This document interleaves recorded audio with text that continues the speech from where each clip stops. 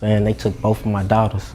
19-year-old Deja wanted to be a nurse. That's why she was in college. Her sister, 20-year-old Abbaney, was her best friend. Texas A&M University Commerce, a campus where thousands of students walk to class every day, believing they're in one of the safest places possible. A cow would move. I mean, if somebody would do something like that, you know what I'm saying? My daughters were fun, uplifting, had plenty of friends, nice folks, you know what I'm saying? They took both of my daughters. The victims' names were Deja and Abbaney Matz. Their killer was someone the family knew well, someone who had already shown his violent nature, someone who had been arrested just days before. Because they were just up here, my son had a birthday party, and they was all up here and went back, and this right here happened. Stay tuned as we reveal everything about this case. But first, let me tell you about two remarkable young women who deserve so much more than the hand they were dealt. Welcome to our channel. Please like this video, share and subscribe to this channel to help raise awareness and spread caution. Let's begin. University Police Department, this is Kim. Police did release a 911 call that was made by a student at the college saying there was a bullet hole in her dorm room. And there's a hole through my wall, and and on the other side directly across, there's a nick in my calendar. So it looks like something was shot through the wall and hit my calendar. Deja Matz was 19 years old, a freshman at Texas A&M University Commerce, with her entire future ahead of her. She had chosen to study public health, a field dedicated to protecting and improving the lives of others. Her sister Abbaney was 20 years old and facing different challenges. As a young mother to a 2-year-old son, Abbaney was working to build stability and security for her small family. The bond between the sisters was strong, the kind of relationship where they supported each other through life's ups and downs, where family meant everything. On February 2nd, Abbaney had planned to spend the night in her sister's dorm room. This wasn't unusual. Families often visited students on campus, and residence halls had procedures for temporary guests.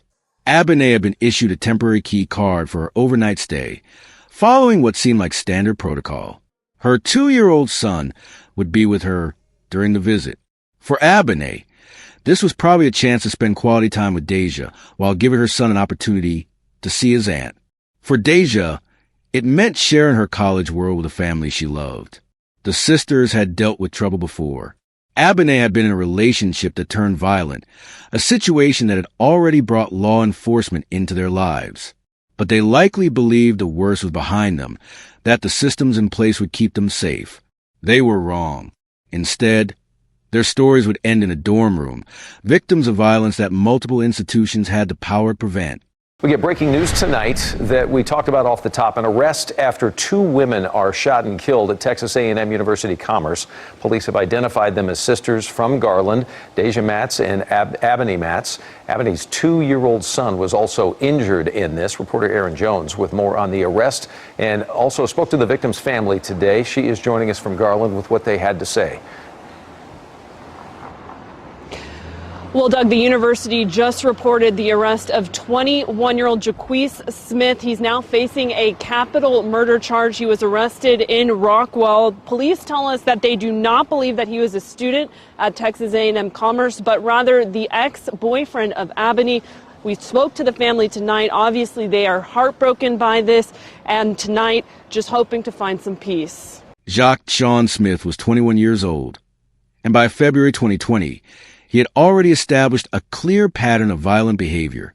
This wasn't a case of someone who snapped or showed violence for the first time. Smith had a documented history that should have sent up red flags to anyone paying attention. He was Abbaney Matz's ex-boyfriend, and their relationship had been marked by the kind of escalating abuse that domestic violence experts recognize as extremely dangerous. The relationship had ended, but Smith hadn't accepted that reality. Instead of respecting Abbaney's decision to move on, he had continued to pursue and harass her. The harassment had escalated to physical violence. Just days before the murder's days, Smith had been arrested for assaulting Abbaney. This wasn't a minor altercation or a misunderstanding. This was serious enough that law enforcement had taken him into custody, serious enough that charges were filed. Yeah, Brian and Christy, he told me what you see on TV is just not how this works in Texas. The judge doesn't always have the full picture when setting bond amounts, but we now know the full picture. In April 2016, Smith pleaded guilty to participating in a robbery, but the charge was reduced and he was sentenced to 5 years deferred adjudication. And then in January of 2018, Smith was sentenced in connection to another robbery to 5 years of community supervision or probation. That means when Smith was arrested for aggravated assault on Abbaney Matz 1 week before her murder, he was likely in violation of that probation. But it's also likely the judge didn't know that. He had just physically assaulted his ex-girlfriend. He had a history of violence. Domestic violence cases have notoriously high rates of escalation, with ex-partners being at the highest risk of lethal violence. Experts in domestic violence know that the period immediately after a victim leaves an abusive relationship is the most dangerous time. Yet someone, a judge, a magistrate, or other court official, looked at the situation and decided that $15,000 was sufficient to ensure public safety. Smith's release created a deadly window of opportunity. Instead of being held in custody where he couldn't harm anyone, he was free to move around the community, free to plan, free to access weapons, free to continue his pursuit of a woman who had already suffered violence at his hands. The bond system had one job in this case: to protect the public, particularly Abbaney, from a demonstrably dangerous individual. It failed completely, with consequences that would prove fatal within days. But Smith's release was only the first failure. The next one would occur when he decided to take his violence to a place that should have been completely secure: a college dormitory. Tonight, a campus shooting shattering the calm of a normal school day in Commerce, Texas. Responding about possible gunshot with an injured baby. Police confirming a 2-year-old child is one of the victims following gunfire at a freshman dorm. Officers responded and found 2 deceased adult females in a room. The child now in stable condition. Authorities wouldn't comment on a possible motive, and other key questions are still unanswered. Why was the child in the dorm room? How was the 2-year-old related to those women? And where is the suspect now? Law enforcement officials familiar with the investigation telling NBC News those involved in the shooting knew each other and have zeroed in on an apartment connected to the suspect. The campus shooting coming mere months after 2 young men were killed in October and a dozen people injured after a shooting at a non-sanctioned party 15 minutes from campus during homecoming weekend left hundreds scrambling to safety. Smith gained access to Pride Rock Residence Hall by using Abbaney's temporary key card, the same card that had been issued to her for her overnight stay as Deja's guest. This represents a critical security loophole that should never have existed. Residence hall access controls are designed to keep unauthorized people out while allowing residents and their approved guests convenient entry. The system is supposed to track who has access and ensure that temporary access is properly managed. But somehow, Smith had gotten hold of Abbaney's key card. Whether he took it from her by force, found it, or obtained it through deception doesn't change the fundamental security failure. A violent man with a history of assaulting one of the people inside the building was able to walk to the front door using the building's own security system. Once inside Pride Rock Residence Hall, Smith made his way to Deja's room. The sisters and Abbaney's young son were inside, probably feeling as safe as anyone has a right to feel in their own living space. The door was closed. They were surrounded by other students, resident advisors, and campus security measures. None of it mattered. Smith opened fire inside the dorm room. Both sisters were shot and killed. Abbaney died trying to protect the life she had brought into the world. Deja died in the space where she was supposed to be learning and growing, surrounded by her books and belongings and dreams for the future. Abbaney's 2-year-old son was also shot during the attack, but survived. A toddler who should have been playing with toys or watching cartoons became a gunshot victim, injured in the same violence that killed his mother and aunt. 19-year-old Deja wanted to be a nurse. That's why she was in college. Her sister, 20-year-old Abbaney, was her best friend. The two died together in Deja's dorm room Monday afternoon. Abbaney's 2-year-old son, Alan, was shot in the leg. He survived. The family wanted us to show video of baby Alan so people could see just how cruel the person who did this really is. I think it was like a coward move. I mean, somebody would do something like that, you know what I'm saying? My daughters were fun, uplifting, had plenty of friends, nice folks, you know what I'm saying? They took both of my daughters. The sound of gunshots in Pride Rock Residence Hall shattered the morning calm. Other students heard the shots and called for help. Within minutes, the peaceful campus atmosphere had transformed into chaos as law enforcement and emergency medical services responded to reports of an active shooter situation. What do you think should happen when someone with a history of violence gets arrested? Should bond amounts be higher, or should some people be held without bond entirely? Let me know your thoughts in the comments. Campus police and local law enforcement swarmed the area. The building was secured, and a campus-wide lockdown was initiated as authorities tried to determine whether the shooter was still on the premises and whether other students were in immediate danger. Emergency medical personnel rushed to the scene, but was too late for Deja and Abbaney. Both sisters were pronounced dead. The 2-year-old was rushed to the hospital, where doctors worked to save his life and treat his injuries. By the time investigators arrived at the crime scene, Smith had fled. He had accomplished what he apparently came to do, destroy the lives of people who had tried to escape his violence, and had disappeared back into the community. The manhunt for Jacques Smith began immediately, but he had already had time to put distance between himself and the scene of his crimes. Meanwhile, 2 families were receiving the worst news possible, and a campus community was trying to process the fact that their safe space had been violated in the most horrific way. The bullets that Smith fired in that dorm room didn't just kill 2 young women. They shattered the sense of security that every student should feel in a residence hall, demonstrated the deadly consequences of system failures, and left a 2-year-old child to grow up without his mother. The lockdown notification reached students through emergency alert systems, text messages, emails, and announcements that no one ever wants to receive. Shelter in place. Armed subject on campus. Avoid the area. For thousands of students, faculty, and staff, a normal Tuesday had just become a nightmare. In residence halls across campus, students barricaded themselves in their rooms, turning off lights and staying away from windows. Many were texting frantically with family members, trying to let loved ones know they were safe while simultaneously trying to get information about what was happening. The Pride Rock Residence Hall became the center of a massive law enforcement response. Campus police, local sheriff's deputies, and state investigators converged on the building. Emergency vehicles lined the streets as paramedics and other first responders prepared for the worst-case scenarios. Students who lived in Pride Rock were evacuated while crime scene investigators processed Deja's room and surrounding areas. Many of these students had heard the gunshots that killed the Matt sisters. Some had called 911.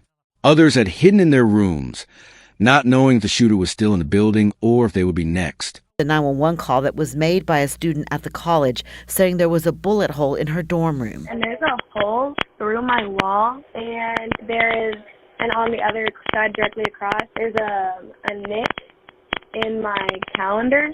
So it looks like something was shot through the wall and hit my calendar. Meanwhile, law enforcement was working to determine Smith's whereabouts and ensure he couldn't harm anyone else. The investigation revealed that this wasn't a random shooting or a case of campus violence by a student or employee. This was targeted domestic violence that had spilled onto the campus, bringing danger to a place specifically designed to be safe. The lockdown lasted for hours as investigators processed the scene and tried to locate Smith.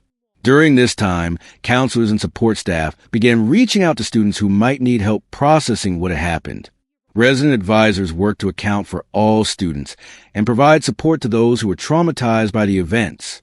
The investigation into the murders was just beginning, but one thing was already clear. This tragedy could have been prevented. The systems that failed weren't obscure or complicated. They were basic protections that students, parents, and community members had every right to expect would work.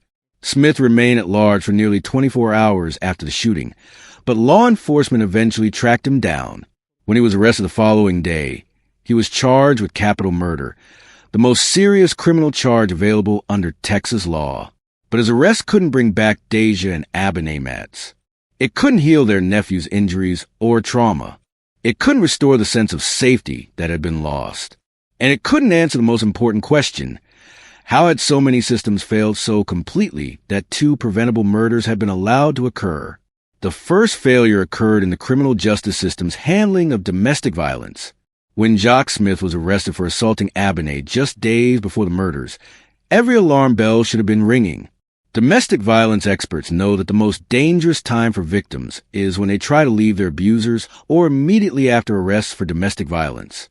Yet despite this knowledge, despite Smith's history of violence, despite the specific danger to Abbaney, the court system released him on a $15,000 bond. This decision ignored established best practices for domestic violence cases. It failed to consider the elevated risk to the victim. Most critically, it prioritized the defendant's freedom over public safety. The second major failure occurred in campus security protocols at Pride Rock Residence Hall. Residence Hall access controls exist for one primary purpose: to keep unauthorized people out while allowing authorized residents and guests convenient access. Smith's ability to enter the building using Abbaney's temporary key card represents a fundamental breach of these security measures. Whether he obtained the card through force, theft, or deception, the fact remains that the building's own security system enabled a violent criminal to access a space where his victims had every right to feel safe. The third failure was in threat assessment and information sharing. Multiple institutions, law enforcement, the courts, and university security had pieces of information that, when combined, painted a clear picture of danger. Smith had a history of violence. He had just been arrested for assaulting his ex-girlfriend. His ex-girlfriend was staying on campus with her sister. Modern threat assessment protocols exist precisely to prevent these communication failures. When someone poses a credible threat to individuals in specific locations, like a university campus, that information should trigger protective measures. Warning systems should activate. Security should be enhanced. Potential victims should be alerted. None of this happened in the Matts case. The systems that existed to prevent exactly this type of tragedy operated in isolation from each other, creating gaps that Smith was able to exploit with fatal consequences. The fourth failure was in domestic violence protection more broadly. Abbaney Matts had already been the victim of assault by the same man who would kill her. She had engaged with the criminal justice system. Charges had been filed, yet she remained vulnerable to continued violence with no apparent additional protection. Smith's release from custody gave him the opportunity. The security loophole gave him access. The lack of threat assessment gave him the element of surprise. The absence of additional protection left his victims vulnerable. Remove any one of these failures, and Deja and Abbaney Matts would likely still be alive today. The deaths of Deja and Abbaney Matts represent more than a single tragic incident. They illuminate critical weaknesses in the systems we rely on to protect vulnerable people from violence, and they offer important lessons that could prevent similar tragedies in the future. Understanding domestic violence patterns is essential for everyone, not just law enforcement or social workers, but friends, family members, co-workers, and community members who might be in a position to recognize warning signs or offer support to victims. Students should be aware of security protocols in their residence halls and feel empowered to report security concerns or suspicious activity. They should know who to contact if they feel unsafe and understand what resources are available to them. Universities have responsibilities that extend beyond providing education. When students live in campus housing, institutions become responsible for their physical safety and security. This includes maintaining effective access controls, training staff to recognize and respond to threats, and establishing clear communication protocols with law enforcement. Most importantly, we can honor the memory of victims like Deja and Abbaney Matts by refusing to accept that these deaths were inevitable. They weren't random acts of violence or unforeseeable tragedies. They were the predictable result of system failures that can and should be corrected. Deja Matts chose to study public health because she wanted to protect and improve lives. Her death, along with her sisters, should motivate all of us to examine the systems that failed them and work to ensure that other families don't experience similar losses. And they took both of my daughters. 19-year-old Deja wanted to be a nurse. That's why she was in college. Her sister, 20-year-old Abbaney, was her best friend. The two died together in Deja's dorm room Monday afternoon. Abbaney's 2-year-old son, Alan, was shot in the leg. He survived. The family wanted us to show video of baby Alan so people could see just how cruel the person who did this really is. I think it was like a coward move. I mean, somebody would do something like that, you know what I'm saying? My daughters were fun, uplifting, had plenty of friends, nice folks, you know what I'm saying? They took both of my daughters. Abbaney did not attend the college. She drove her sister back to school after a big family get-together over the weekend. She and baby Alan were only going to spend one night there. Because they was just up here. My son had a birthday party, and they was all up here and went back, and this right here happened. The girl's family says there had been relationship issues, but for now, they want the focus to be on these two beautiful sisters who were full of life and love. It was just my little booze, my booze. In Garland, I'm Rebecca Lopez. The Matt sisters deserve better from every system that touched their lives. Their death should serve as a catalyst for the changes needed to protect other vulnerable people from preventable violence. Every person deserves to feel safe in their home, on their campus, and in their community. Achieving that safety requires all of us to do better, to recognize warning signs, support victims, hold institutions accountable, and refuse to accept preventable tragedies as inevitable. Following his arrest, Jacques Smith was charged with capital murder for the deaths of Deja and Abbaney Matz. Capital murder is the most serious criminal charge available under Texas law, reserved for the most heinous crimes and carrying the possibility of the death penalty or life imprisonment without parole. The charges reflected the severity of Smith's crimes, the deliberate murder of 2 young women, the attempted murder of a 2-year-old child, and the use of a deadly weapon in the commission of these offenses. The case against Smith was strong, built on physical evidence, witness testimony, and his documented history of violence against one of the victims. But criminal charges against the perpetrator, while necessary for justice, couldn't address the systematic failures that enabled the murders to occur in the first place. The Matz family and the campus community needed more than just punishment for Smith. They needed accountability from the institutions that had failed to protect Deja and Abbaney. The family began seeking answers from Texas A&M Commerce about the security protocols that allowed Smith to access Pride Rock Residence Hall. They wanted to understand how a violent criminal had been able to walk to the front door of a supposedly secure building using a temporary key card. They pressed for transparency about campus security measures, demanding to know what steps the university was taking to prevent similar breaches in the future. These weren't unreasonable requests from a grieving family. They were essential questions about institutional accountability and student safety.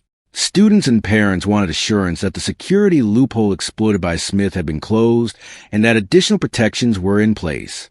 Which part of the story shocked you the most? The bond system failure that released a violent man days before he killed? The security loophole that let him walk right to the front door? Or the fact that multiple institutions failed to communicate and coordinate to protect these sisters? Hit that like button if you believe we need better protection for domestic violence victims and stronger campus security measures. Subscribe for more stories that expose system failures and demand accountability from the institutions we trust with our lives. The deaths of Deja and Abbaney Matz cannot be undone, but their legacy can include the changes needed to protect other potential victims. Their story serves as a stark reminder that institutional failures have real consequences and that the price of those failures is measured in human lives. Justice for the Matz sisters means ensuring that their deaths were not in vain, that the systems that failed them are reformed, that other families are spared similar losses, and that the promise of safety in places like college campuses is backed up by effective policies and procedures. The fight for this broader justice continues, carried forward by family members who refuse to let their loved ones be forgotten and by community members who demand better from the institutions that are supposed to protect us all. Remember Deja Matz, who wanted to dedicate her life to public health and protecting others. Remember Abbaney Matz, who was trying to build a better life for her son. And remember that their deaths were preventable, a fact that should motivate all of us to demand the changes necessary to prevent similar tragedies in the future.